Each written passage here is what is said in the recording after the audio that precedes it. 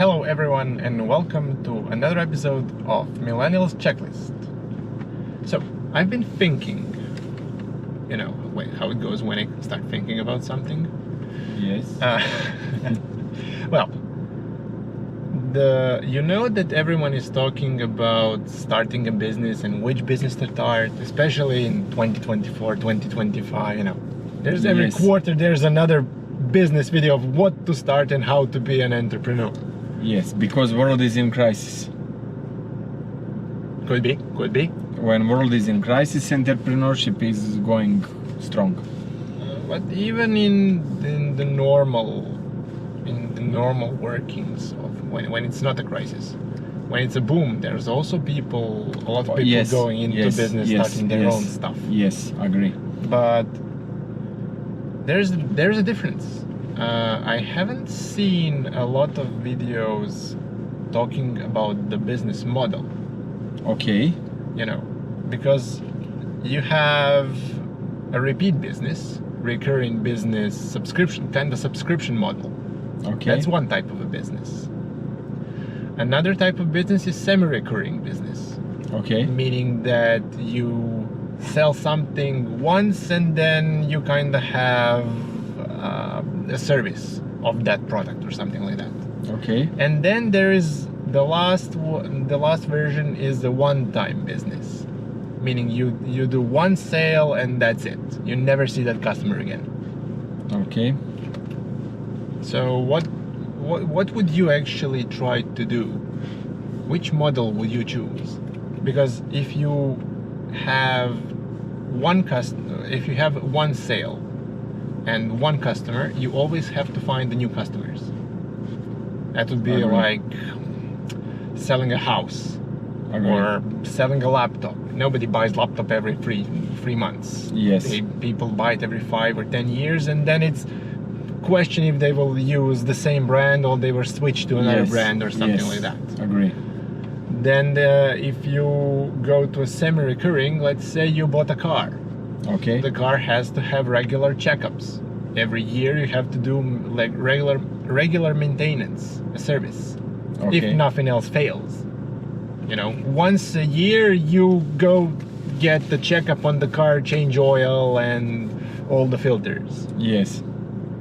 And if you don't have all season tires, you also go change tires, summer, winter. Of course. And then there's a subscription model. Okay. The constantly recurring business. That would be like Netflix, yes. Netflix or no, I forgot what I wanted to say. ChatGPT. That's not the recurring business. Yes, it is. You paid. Is it a business? You paid to get the full access. You paid around €30 every month. Okay, but that's a subscription to. Okay, that's a subscription to a service. Yes. Okay. Like let's not go to a digital service. Let's say accounting is also a recurring business. Yes. Because you're paying a fee every month for people to do your books. Yes. That's also one version. Yes, recurring business. And now a question: where would you put travel and Airbnb?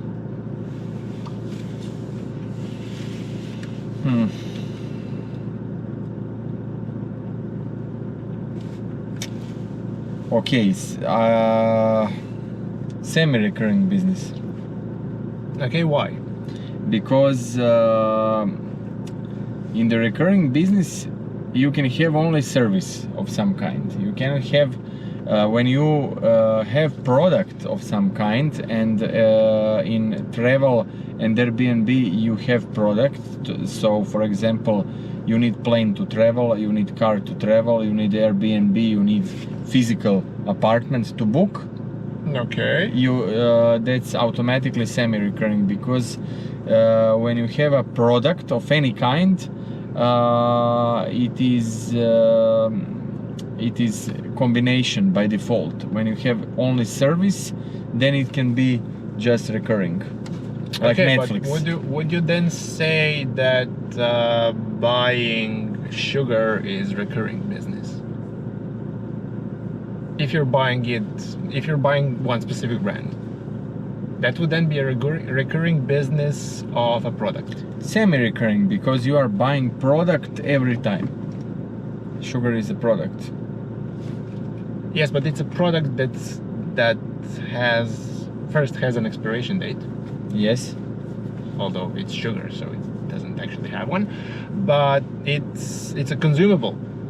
Okay. It's a consumable. So when you buy it, you buy a packet and then you use the packet, and there's no packet left. So you have to go and buy another packet. I would still say that sugar is semi-recurring business, because you buy product every time. But that is not truly recurring business. Truly recurring business is when you, for example, you know that you have, for example, on Amazon, if you order, Okay. I don't know, if you order toothpaste or something Okay. you use every day, sugar, you can put on Amazon, send this every month or send this every week. But that's a recurring business. Yes. So sugar, if you put it on, send me one bag of sugar every month, that would be pure recurring business. Okay. But if you go to the store and you buy sugar, because you are not subscribed to one brand, if you don't have that brand, you have the other brand, that is semi-recurring business. You are buying sugar every month, but you are buying freely from to a choose. different supplier. Yes, but Okay, you cannot. that can work, and usually doesn't work for small vendors. Yes. But if you have a large chain, like, I don't know, Lidl or Kaufland or Walmart, Okay. you will then go to the nearest one because it's the biggest one Okay. and it has the most products. Okay. So you can go to one and take everything from everywhere. Would it be then a recurring business if you go buy sugar at the same Walmart every 2 weeks? It is a free-willed recurring business because it is your. So, by definition, in my head, recurring business is when you have a subscription model that you are bonded in some kind of way. So, for example, you have. In my company, we are using Google emails, but professional Google emails with domain.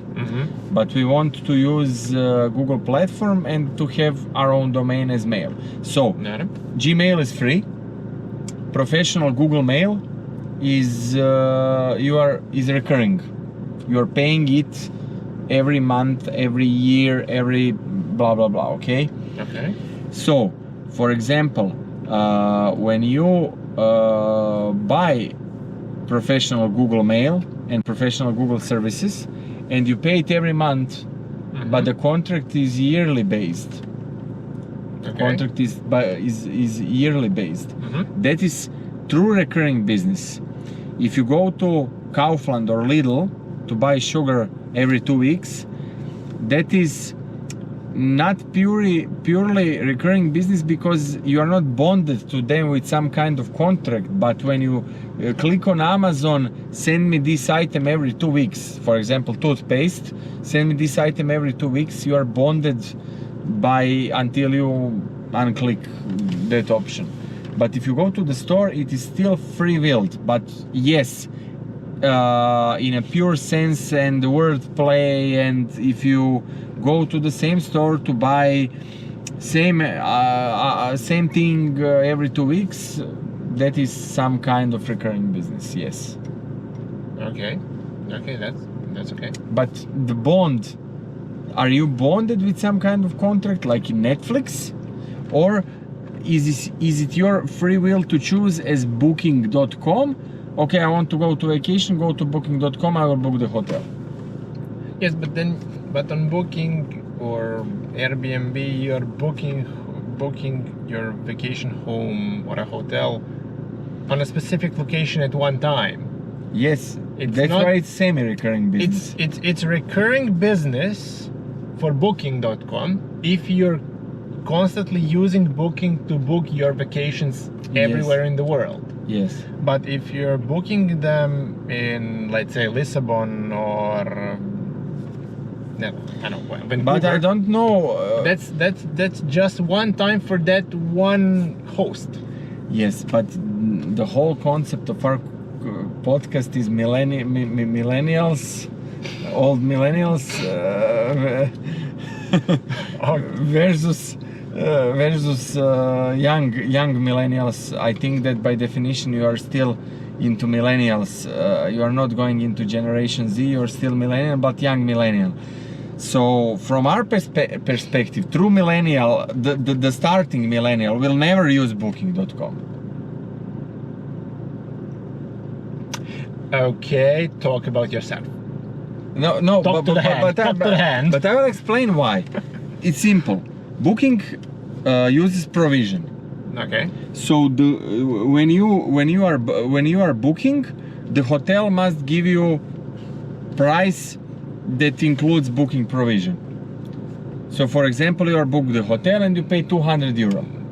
Ah, you mean Yes. on booking.com the booking fee is included? Yes. Of And- course, that's normal. Yes, but when you call the hotel, old school phone call, it will always give you better price than on booking.com. Always. Well, doesn't actually have to be. It doesn't actually have to be. But in 99 Maybe it will be the same price. So it doesn't actually matter. Depends on the provider, of course. But let's say I used an agency once Okay. to book a hotel. Okay. Looked the same hotel on booking.com and it was like 2 euros of difference. I booked through the agency because of other benefits.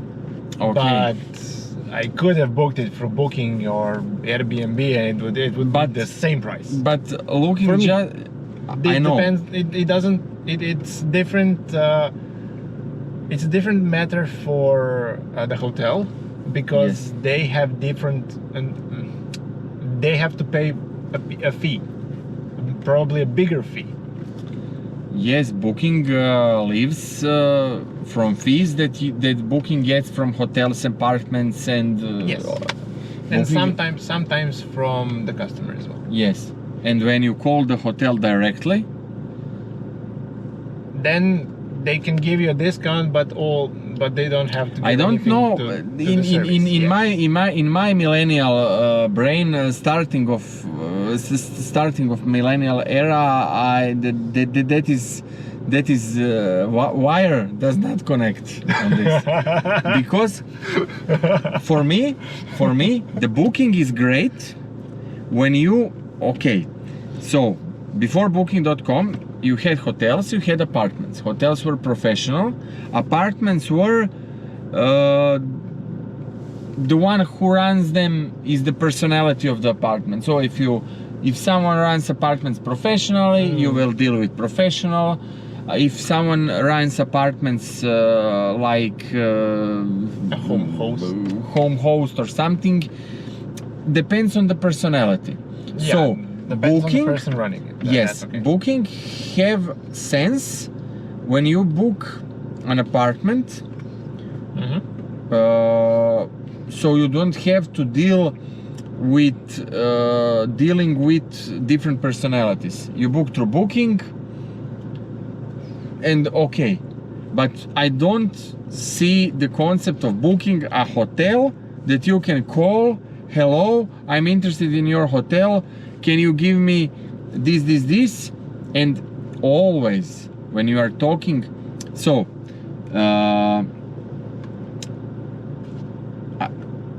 The concept is human touch. Human touch is everything because there is something untouchable, some silver lining in human contact. You always find something that you don't see online or it cannot be presented online. So for example, you call Booking, okay, you call the hotel, you have the same price, but when you are talking live with the hotel, they can say, I experienced that once. They can say, yes, for your price we don't have this room. For example, you book middle room, but on that date we can give you the large room for the same price. That cannot happen on booking. They have middle rooms, and when you click middle room, if they don't have middle room, yeah, you can always call the hotel to see if they're still available or yes, something which so, they did not put on the app. Yes, okay, but okay. I would never book a hotel through booking, because I think that you always get a better price or something added value when you call directly hotel. Apartments, yes, I will book it through booking, so I don't have to deal with some crazy host. But hotel, who doesn't know English? yes, or something like that. But I don't know how he's on booking then if he doesn't know English. But translation apps. Maybe. You know, Google Translate deals Maybe. with everything. Maybe, but I believe there is this. ChatGPT also can be okay when you use it the right way, but that can be the theme for the next podcast. I haven't delved in it, so I have no idea. No, the most people, ChatGPT is a tool, and the most people are using ChatGPT as, okay, we will leave it for the next podcast. So you have situation with one hotel. They you know how it is called, the doorman that carries the luggage in the hotel, The valet. the valet. Okay, so that guy has opened the door for people, blah blah blah, and they didn't need anymore for need, because now you have go to the hotel, everything electronically, key card, keys, pass it. But hotel, that is some kind of story I read. Hotel suffered fall in business. Okay. Because they, after a few years of digital access, they understand that the guy that carries the luggage is not just to carry the luggage. You can automate carrying the luggage. You can automate the door opening. But the guy was social information. People have asked him where we can go to the restaurant, where is the good restaurant, where we can go to the spa, where we can go to the sauna, where in the hotel have we this, where have we that. So the added value of a live person on that position was communication, and all the info that people got from the hotel guy that cannot be I don't know, obtained the other way. So automatization, including ChatGPT and everything else, can be helpful, but it cannot be everything, because we are not wired that way. We are not robots, and we are not wired to live in a fully automated world. Automation can be help, only help. Okay, but we've gone off the topic again. Yes. We have gone. Okay, yeah. Too far gone. So if we are talking about those three models of business, yes, which would you choose for yourself? Semi-subscription. Because if you have product, you need to have semi-subscription product. If you have service, I would try to go to the full subscription model. But then you must invent service that people will always want to pay. To use. Like Netflix. Yes, okay. But if you're doing it like that, how can you price it right? Because, okay, if you're selling a house, that's one-time purchase. Okay. The house has a big number. Okay. If you're selling a car, it has a lower number. But Okay. still, it's a big number. Yes. You know, you're giving 50, 60,000 euros or dollars for a car. And then you have a service, which is a fraction. So Yes. it's a smaller amount still. So you need more business to get the same amount. Yes. And if you're fully a subscription-based service, that's smaller amount still. Yes. Because it makes no sense to pay 500 every month for a Netflix subscription. Then you're going small with smaller amounts with a bigger audience. Yes. I It's agree. the same thing is like with YouTube. Yes. We are making a video which is one-time use. Mostly. Okay. You may subscribe to the channel and see other videos that we've made. But it's very rarely that you will watch one video again and again and again and again. Because Yes. you've got all the information that you could from one Yes. or two sittings. Yes. Except if it's a music video. Music is a story of its own. Yes. Music will be repeated itself. Yeah, but still, if you're having a live concert, it's one-time use. Because if you're there, you will experience it at that time and never again. Yes. Unless you go to another concert which you have to pay again. Yes. And it's then a different performance. And if it's a video, if it's recorded in a video format, you will still, okay, you will buy a video, Okay. you will have it at home, and that's one-time purchase. You're not gonna pay every month to watch the video that you bought on a CD because you bought the CD. It's Makes sense. the same thing like when why Adobe or Microsoft went to subscription-based model. Because when you bought the CD with their program, you bought it once and you installed it, and you could install it on multiple computers, Yes. and it would work in perpetuity. Recurring model, because when you have only service, you can go full subscription, only subscription model like Netflix, but you need audience in massive numbers.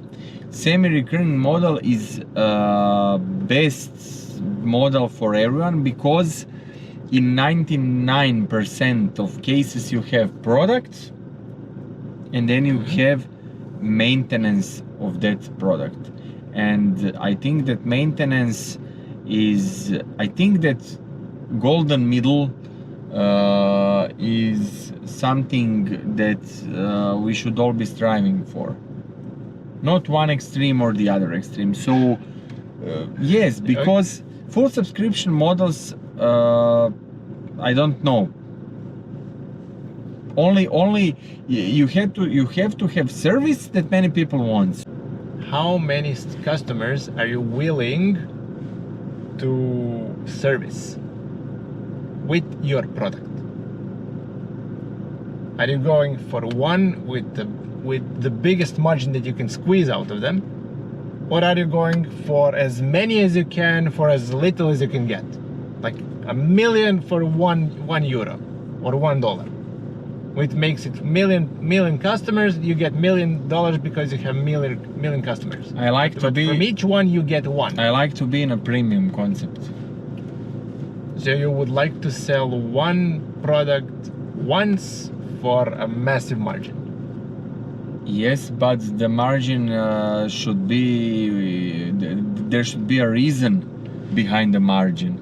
The problem is we don't have products that have a reason for margin that they have. But R&D, research and development costs. Yes, but okay. So let's go. Let's for example go to. So I don't have a problem to pay for margin Okay. when I am the customer. I will talk from the position when I am the customer. Okay. I don't have problem to pay for margin of any kind when the Okay. service is on the level that I pay. Ah, you mean the service has to It- be it isn't- appropriate for the Yes, amount of to the money you're margin. paying. It isn't problem to pay for a big margin. So for example, But how do you know then how much? How then to price it? comparison. You have to have market research and comparison. For example, I call that in my own mind, I call that Okay. Jameson Black paradox. Jameson Black? Jameson Black paradox. Okay, do explain, please. Okay, Jameson is a good and cheap whiskey. Jameson is a really good and cheap whiskey. Ah, okay. So okay, for okay, example, you have Jameson Black that is around 50 euro. Okay. That is young whiskey. Okay. That is young whiskey Okay. that you have for 50 euro. Okay. Around 50. Now it's maybe 60. Doesn't matter. Let's say it's 50. Maybe it's 60. Doesn't matter. Okay. You have young whiskey for 50 euro. You have only upgrade from basic Jameson Green is that in Jameson Black you have different barrel, more char, blah blah blah. Okay. Okay. And for the same amount of money as Jameson Black, you can buy Highland Park 12-year-old Scotch whiskey. Okay. So you have 4-year-old whiskey and you have 12 years old Scotch for the same price. So Okay. when you do market research, that is Jameson Black paradox. I call it when I got to the subject like this, I call that Jameson Black paradox. So why would I pay Jameson Black the same as you pay for 4-year-old whiskey, as same as you pay for the 12-year-old Scotch, Highland Park Okay. 12. That is 10 times better than Jameson Black. Okay.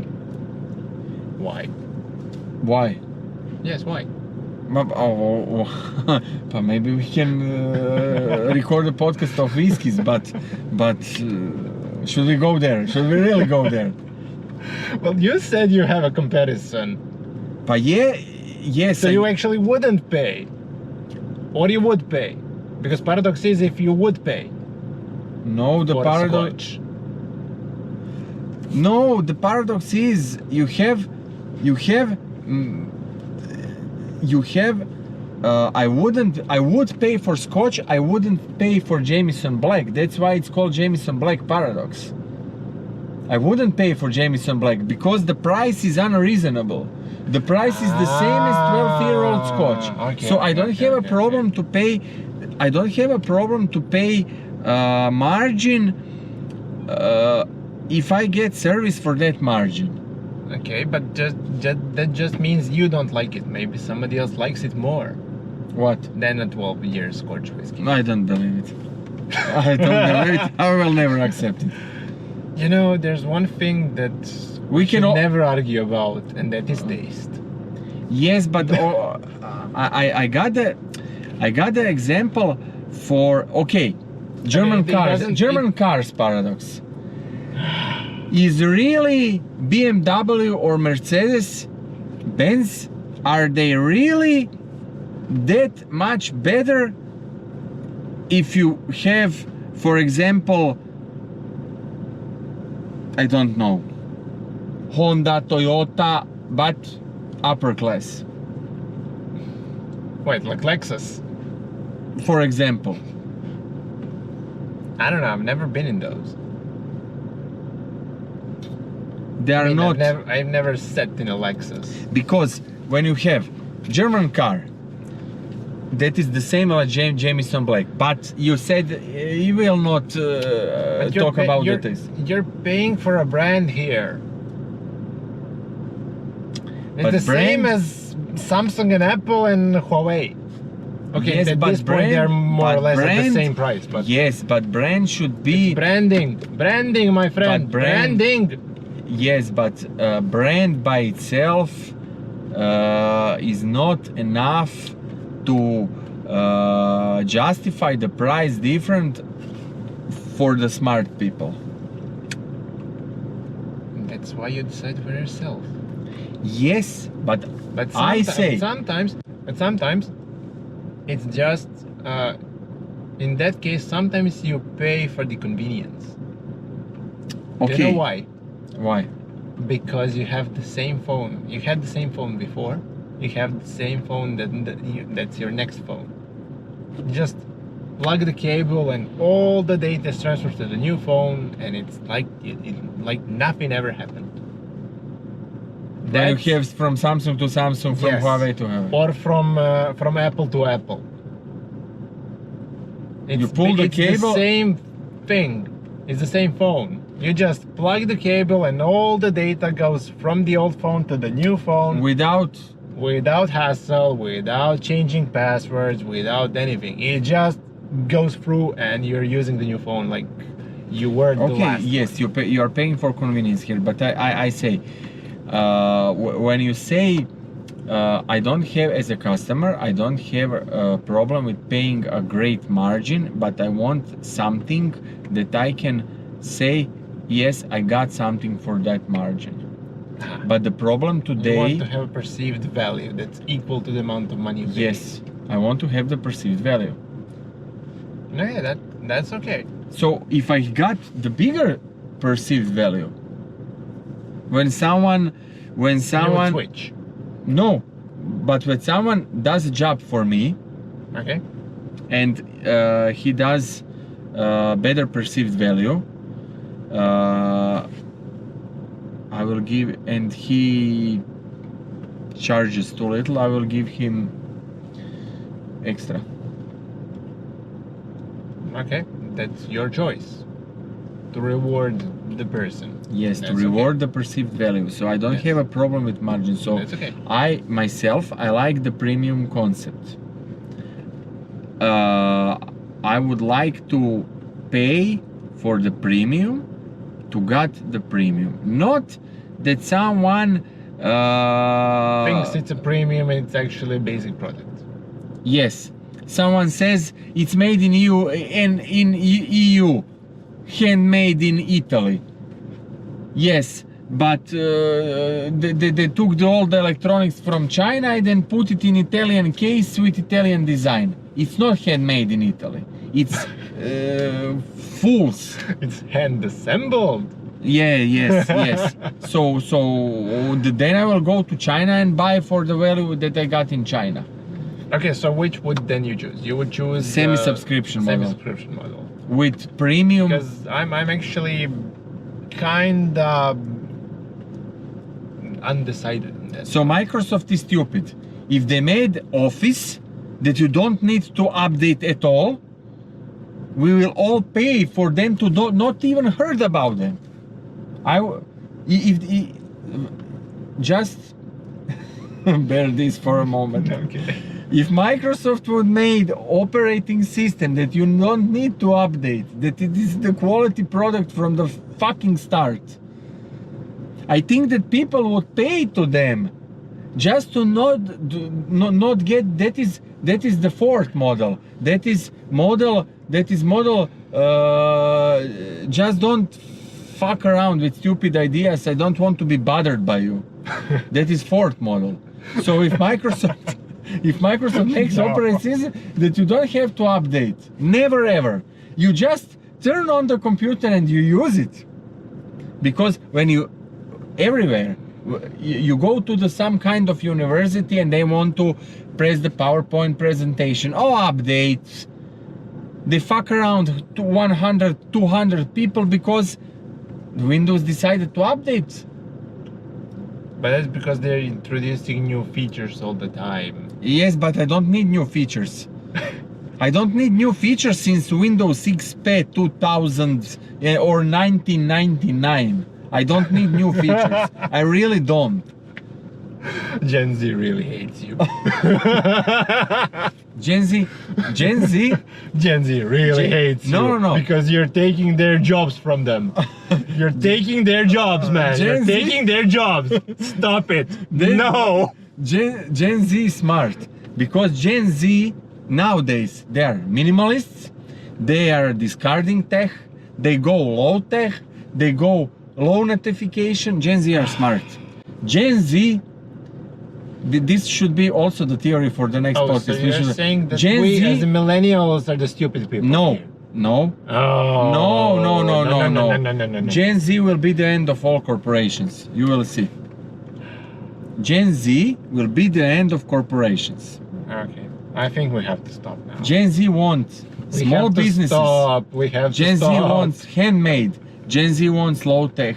Gen Z wants analog. Do they? Isn't that just a hipster thing? No, you will see. You will see in 10 years. I will see. Thank you guys and Thank bye. you. Bye.